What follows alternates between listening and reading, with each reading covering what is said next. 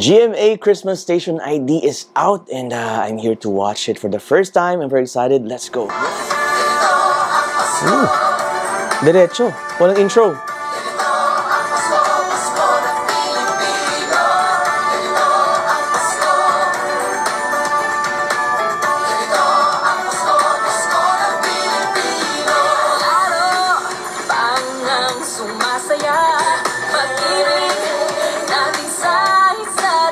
Nice, Julie.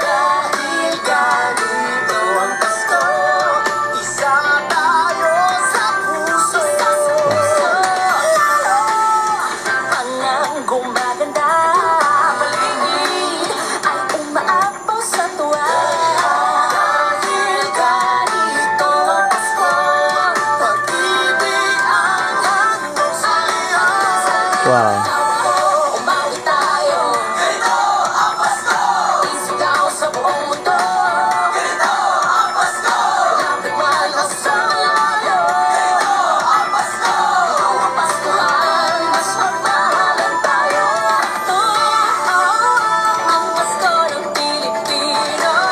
That's Julianne. Nice harmony. Rita, I saw you.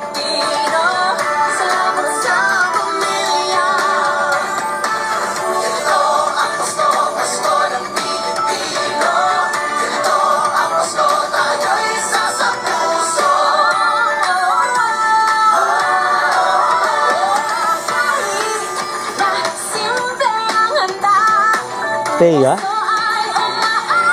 Ooh. Yes, slay.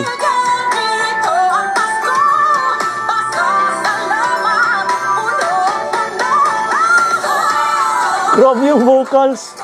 Sino yun?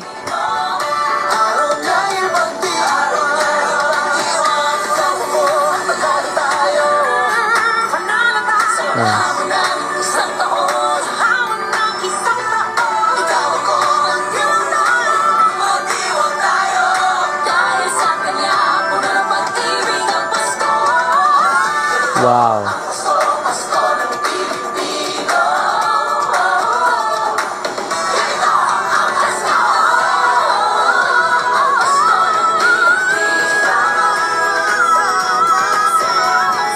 G-sharp 5 yun? Sino yun?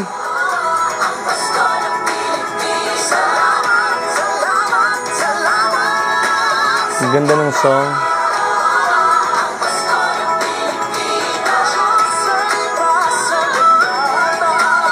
Wow.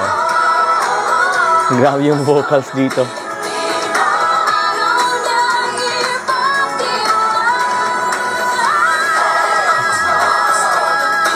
G-sharp 5 harmonization doon. Ang taas.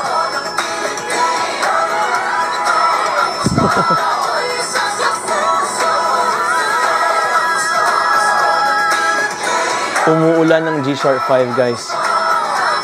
Thank you, mga kapuso. Thank you, mga kapuso. Thank you, mga kapuso. Thank you. Ang gaganda, grabe. Thank you, mga kapuso. Merry Christmas. Thank you, mga kapuso. Merry Christmas, mga kapuso. The Voice. KJMS. Puno ng pasasalamat. Bitoy. Si Marian and Ding Dong with the bosses.